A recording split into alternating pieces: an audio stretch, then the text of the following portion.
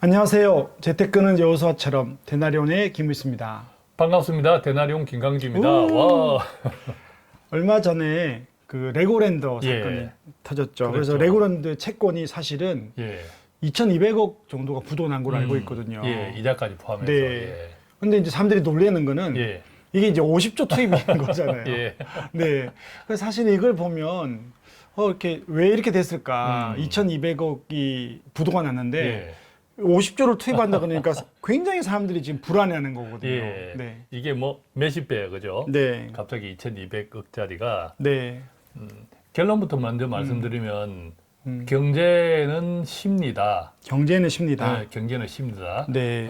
이렇게 먼저 정의 내리고 시작하고 싶은데요. 네. 레고랜드는 알다시피 강원도, 그죠? 강원도 지자체에서 네. 레고랜드라는 놀이시설이죠. 맞습니다. 에버랜드처럼 네. 엄청난 돈이 들어가는 놀이시설을 오래전부터 만들었고 실제 지금 오픈되어 있는 상태인데 네네네.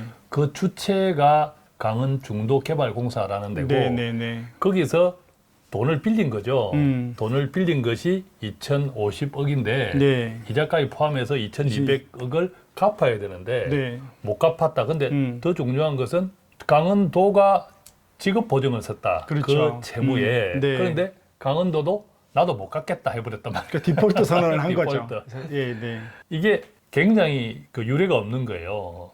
그 사람들은, 즉 돈을 빌려준 금융기관들은 강원중도개발공사를 믿고 빌려준 것이 아니라 그렇죠. 최종적으로는 강원도라는 네. 정부에 맞먹는 네. 지방자치단체를 믿고 빌려줬는데 네. 지방자치단체가 부도선을 해버리면 네. 믿을 게 없다 이렇게 돼버린 그렇죠. 거지. 믿을 게 없다 이렇게 되다 보니까 사람들이 이제 돈을 안 돌려요. 네. 돈을 유통을 뭐 안 시킨단 말이지. 다 은행 예금에만 넣어놓고. 그러니까 돈이 없는 게 아닌 거죠. 돈이 사실은. 많죠. 돈이 많은데, 돈은 많은데 네. 더 이상 빌려주지 않아. 그러니까 신용이 없으니까 신용이- 불안하니까 이제 그거 안 사겠다. 채권을 발행해도 그렇죠. 채권을 안 산다는 거죠. 시장의 신뢰가 떨어져 버린 네, 네, 거죠. 네, 네. 그래서 뭐 뉴스에 여러 번 나왔지만 음. 공공기업에서 발행한 채권조차도 네. 그냥 다 미달이 되고 지금 뭐 한국전력 외에는 아예 안 팔리니까요. 네. 그러다 보니까 이제 시장의 자금 경색이 네. 돈을 못 빌리니까 맞습니다. 수많은 건설업체, 중소기업 음. 등등 밑으로 내려갈수록 돈이 급하잖아요. 근데 네. 급한데 고금리를 주겠다고 해도 네. 고금리 받으면 뭐해? 망하면 네. 본전 원금 날아가는데 이런 심리가 불신이 커지면서 네. 결국 할 수 없이 정부 돈으로 50조 아. 원을 풀어야 되는 네. 이런 사태까지 온 거죠. 그러니까 레고랜드 사태 채권 부실이 되면서 지금의 50조 원까지는 불과 네. 뭐 몇 개월 안 걸렸어요. 이게 너무 신기한 것 같아요. 그리고 또 PF 자금 보통 대출의 이자가 6%였거든요. 근데 불과 한 달, 두 달 만에 예. 이자를 12% 준다고 나온 거예요, 시장에 예, 채권이. 예, 예. 근데 아무도 안 사요. 그렇죠. 둔촌 주공 있죠. 네네네. 단군 이래 가장 큰 재건축이다. 네네네. 만 세대가 넘는. 이번에 건설 쪽 건설회사 연합이잖아요. 네. 몇 군데 컨소시엄에서 건설 자금 때문에 돈을 그 전에 빌린 게 있어요. 금융기관에. 네네. 그걸 네. 만기가 되어서 대환 네. 다시 연장을 해야 되는데 첫 번째 안 해준다고 했다가 네. 이번에 다시 연장을 해줬는데 네. 이 금리가 금리- 12%예요. 그러니까요. 12%. 그래도 건설 회사들 입장에서는 해야 당장 되는 거죠. 자금의 숨통이 트이니까 그런 지경에까지 이른 근데 거죠. 이거 전부 다 조합원들이 다 부담이 또 나중에 그렇습니다. 예, 해야 결국 되니까. 조합원 부담이 커지고 그럼 그걸 이제 분양가가 높아질 수밖에 없고 네.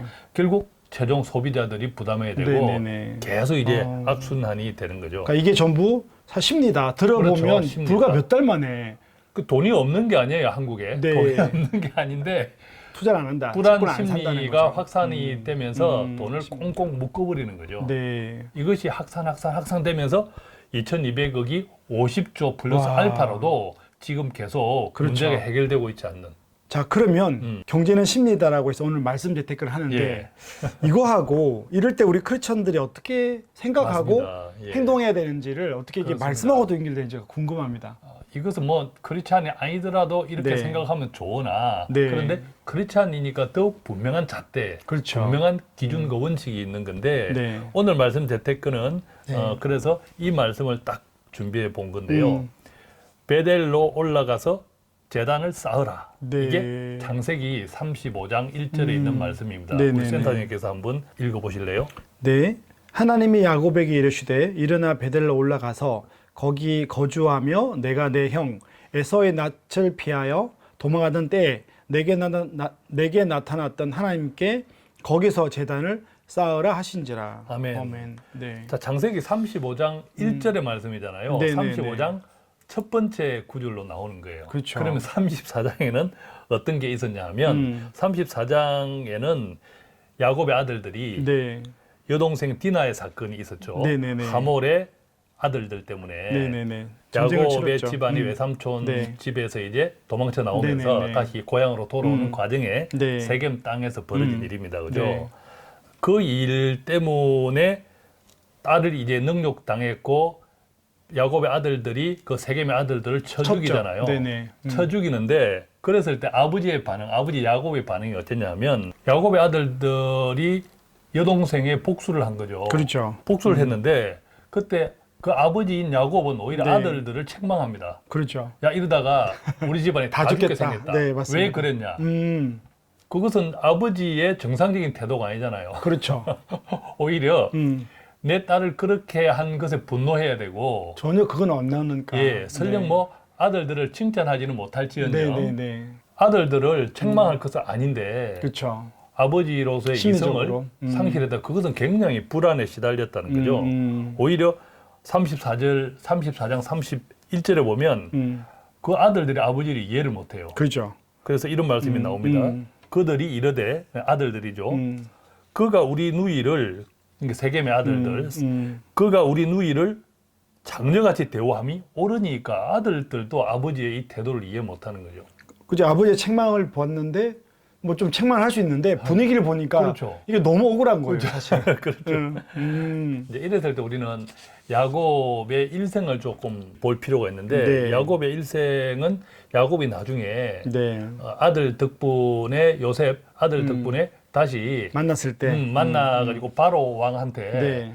어떻게 잘 지냈냐라고 네, 그거 물어보니까 물었죠. 뭐 여러 가지 이야기 끝에 창세기 47장 9절에 네. 이런 말씀을 하잖아요. 참으로 험악한 세월을 보냈다. 그죠. 지금 그죠. 요셉이 잘 돼서 왔는데도 불구하고 예, 왔는데도 자기 인생을 불구하고 돌아보니까 정말 참으로 험악한 인생을 보냈다.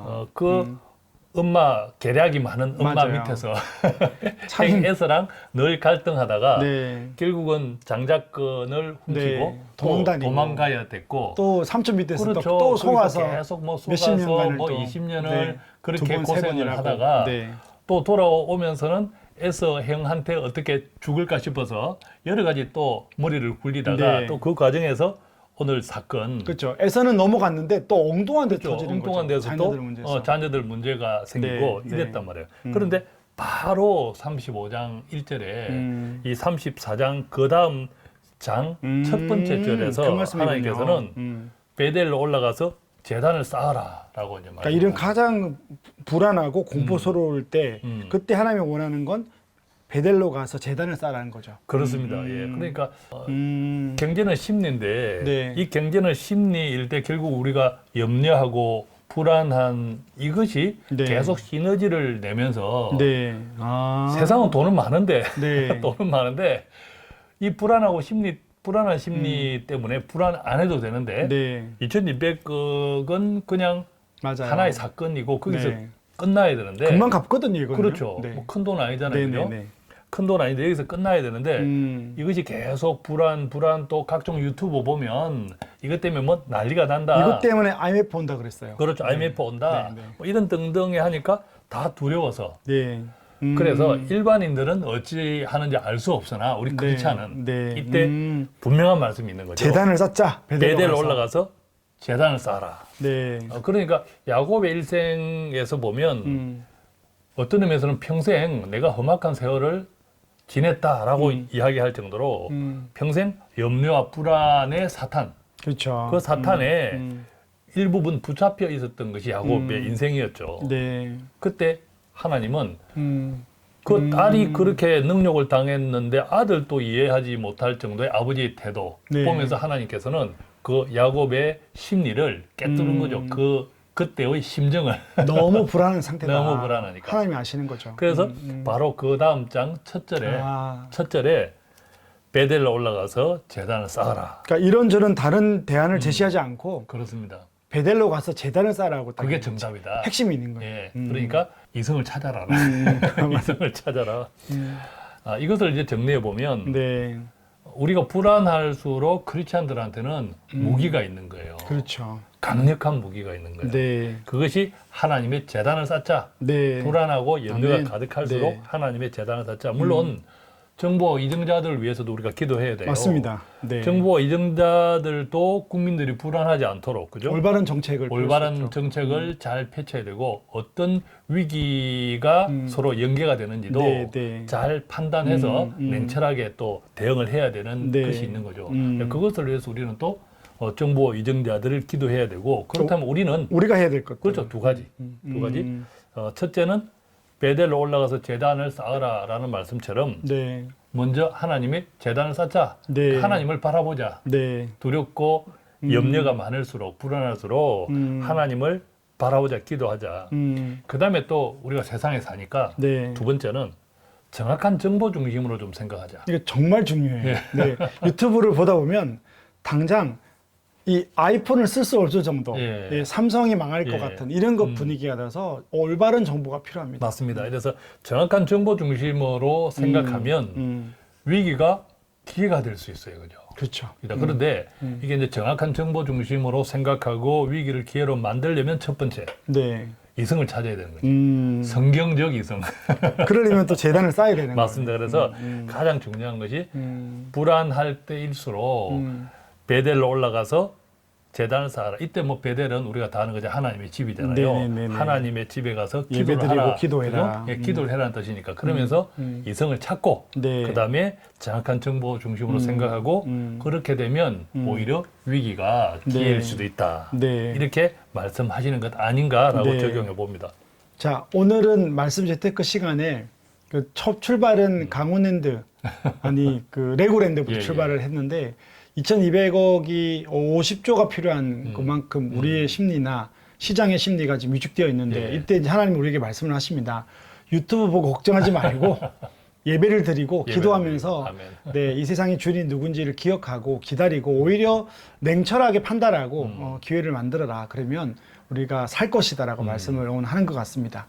여러분들에게 이 말씀이 적용되어서 불안한 시대에 여러분들 마음이 조금 평안했으면 좋겠습니다. 저희들은 여기서 마치도록 하겠습니다. 감사합니다. 고맙습니다.